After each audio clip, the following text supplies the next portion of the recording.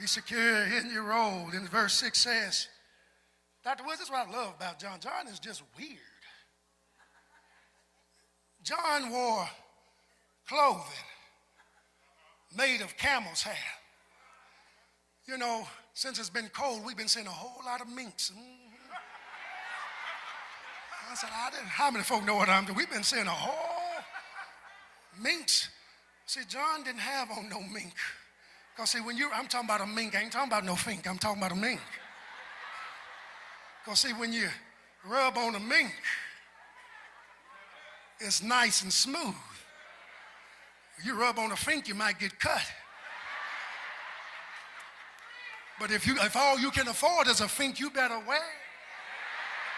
And don't let nobody tell you it ain't a mink. Just don't let them brush up against it now. But camel's hair, y'all know I'm talking right in the church. Camel's hair is coarse. It's abrasive. If you rub up on it, it's going to scratch you.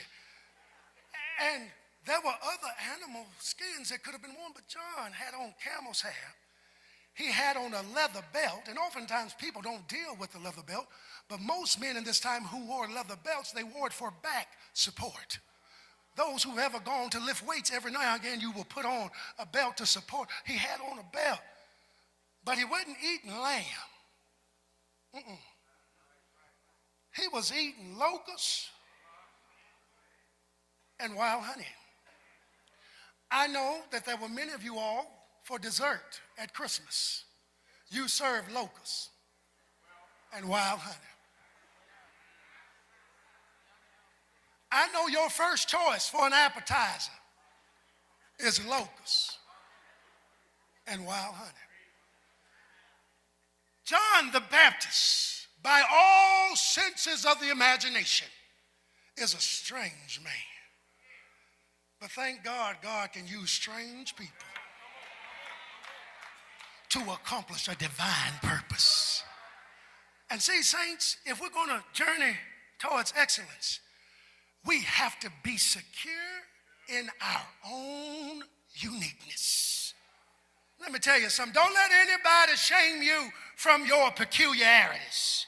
You might have certain fashion preferences. You might have certain food choices. Everybody in here doesn't put sugar in grits. Some folk put salt and pepper in their grits. There's some people in here who put ketchup on eggs. And don't let anybody talk. Enjoy your uniqueness and your peculiarities, because the truth be told, whatever it may be, the Bible still says we are fearfully and wonderfully made in the image of a holy God. You might talk with broken English, that's all right.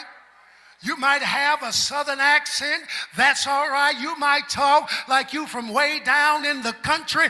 Be secure in your own uniqueness. You might have a work ethic that is different from everybody else on your job. You may get there early and stay late. Don't worry about what they have to say about you. They ain't paying your bills. Some of us give folk too much credit.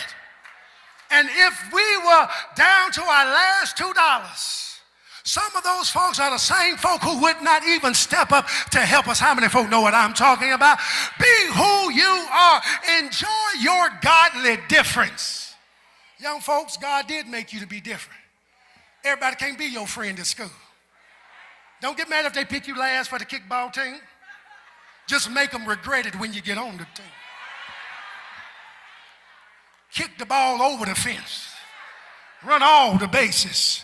But don't try to be something that you're not. You be who God made you authentically to be. And if they don't like it, let me tell you something. That is not your problem.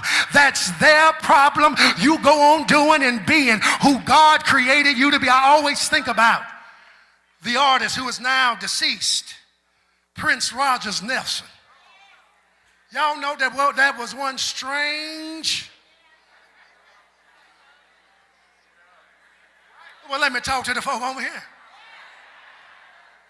He was one strange but one gifted artist. Some of y'all still, y'all listen to Purple Rain before you got to church. Doves cry, you said it had an anointing on it. No, it didn't. But if you noticed all of Prince's career, he was authentically who he was.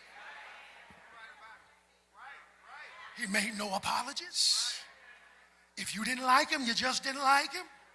But he sure ended his career having made millions upon millions of dollars, being authentically who he was. Let me tell you something.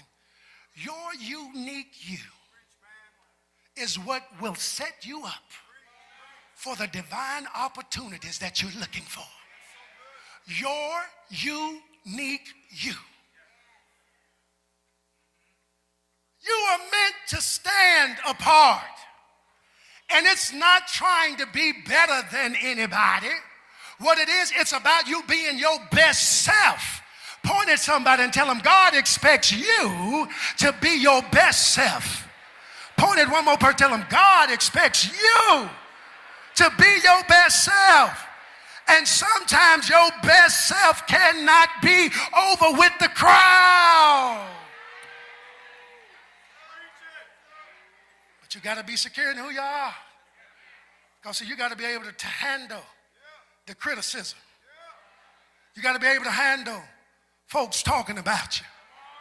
You got to be able to handle not being invited to what everybody else gets invited to. But let me tell you something. Just because they don't invite you, God's got another invitation.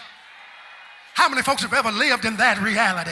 That just because they didn't want you in the group, just because they didn't open the door for you, how many folks have ever seen God open up a door for you that was really meant for somebody else? But God said, no, I ain't going to worry about that. But he opened up a door for you, and then people were wondering, how did you get there? How did you get invited? All you knew was nobody but the Lord. How many folks have ever been in that place in your life where you know the opportunities came from God?